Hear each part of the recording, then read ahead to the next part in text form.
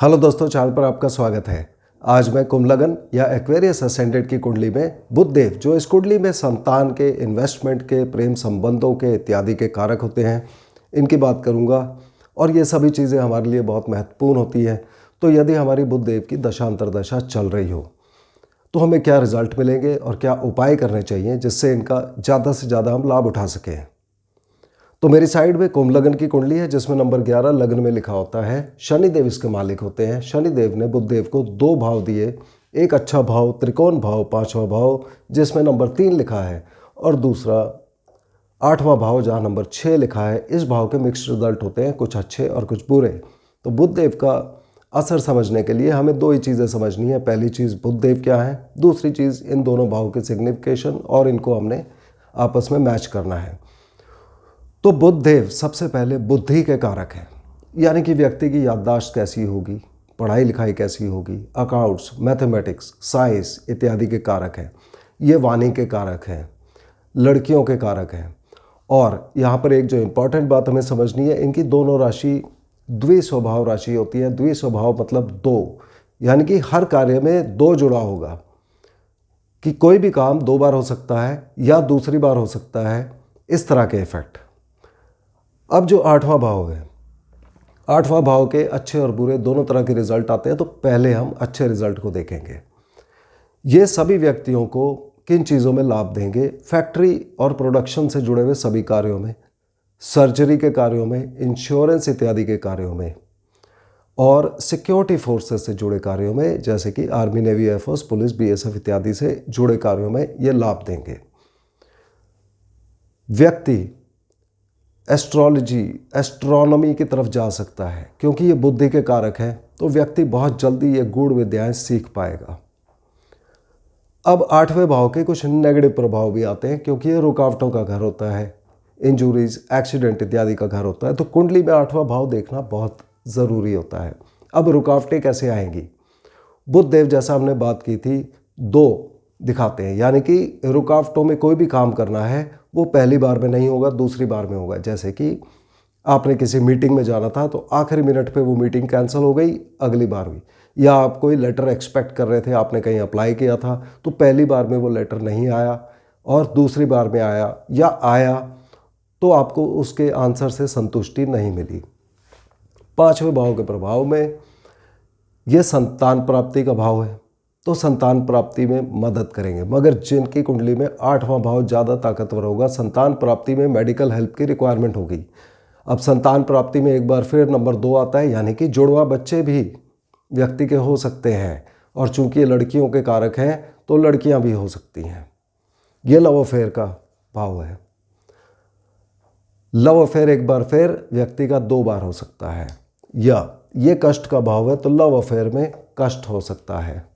ये भाव गड़ी हुई छुपी हुई चीज़ों का होता है, यानी कि व्यक्ति का लव अफेयर छुपा हुआ हो सकता है, एक सीक्रेट लव अफेयर हो सकता है। इस भाव से हम पैतृक धन मिलना भी देखते हैं। तो व्यक्ति को पैतृक धन यहाँ मिल सकता है, और ऐसा पैसा जो हमारे पास लंप सम में आता है, किसी कष्ट या पीड़ा के साथ जुड़ा होता है, जैसे इंश्योरेंस, ग्रेच्युटी, पेंशन, बोनस इत्यादि का पैसा व्यक्ति को मिल सकता है। ये वाला भाव चूंकि लव अफेयर का था, और बहुत कुंडली में सूर्य और बुध एक साथ पाए जाते हैं, और सूर्य देव यहाँ शादी के भाव के मालिक होते हैं। तो लव अफेयर और शादी में एक योग यहाँ पर बन जाता है। जिनकी भी कुंडली में सूर्य और बुध काफ़ी पास होंगे तो लव मैरिज का योग भी यहाँ पर बन जाता है। मगर साथ ही ये वाला भाव इन्वेस्टमेंट का भी होता है। अब इन्वेस्टमेंट और पीड़ा आपस में जुड़ गए, खास करके short term gains, uncertain gains, जैसे कि शेयर मार्केट, जुआ, सट्टा, लॉटरी इत्यादि। यहाँ पर कभी भी व्यक्ति ने पैसा नहीं लगाना है। वो पैसा कष्ट देगा, यानी कि वो पैसा कहीं फंस जाएगा। किसी भी दूसरे व्यक्ति को पैसा नहीं देना है, वो पैसा फंस सकता है। ये भाव क्रिएटिविटी का भाव होता है, यानी कि ये व्यक्ति को actor, actress, musician, singer, dancer, painter इत्यादि बना सकता है। और ये वाला भाव छुपी हुई चीज़ों का भाव होता है, यानी कि हमारे एक्सटर्नल सेक्सुअल ऑर्गन्स, यानी कि व्यक्ति कलाकारों की तरफ सेक्सुअली अट्रैक्ट हो सकते हैं। तो कलाकारों को यहाँ पर फ़ायदा देते हैं। ये भाव घूमने फिरने का भाव है, ये भाव कष्ट, पीड़ा, एक्सीडेंट का भाव है, तो घूमने फिरने में व्यक्ति को केयरफुल रहना है।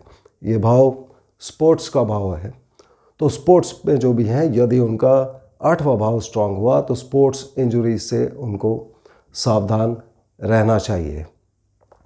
8वें भाव के यदि बहुत नेगेटिव इफेक्ट आ रहे हैं किसी के ऊपर, उस केस में बुध देवता इनको दांतों में प्रॉब्लम दे सकते हैं, नर्वस सिस्टम रिलेटेड इशू दे सकते हैं, और लड़कियों के कारक हैं, यानी कि इनके घर में इनकी बहनों को या इनके पिता की बहनों को यानी कि बुआ इत्यादि को कोई ना कोई कष्ट रह सकता है।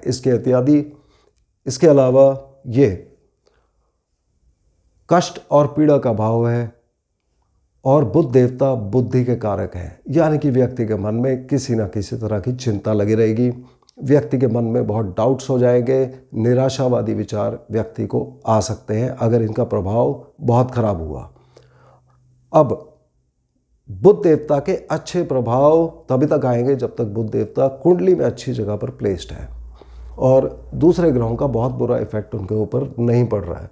बुध देवता इस कुंडली के अंदर जब अपने ही भाव में यहाँ बैठे होंगे तो अपनी उच्च राशि में कहलाएंगे, और जब ये दूसरे भाव में बैठे होंगे जहाँ नंबर 12 लिखा है तो ये अपनी नीच राशि में कहे जाएंगे।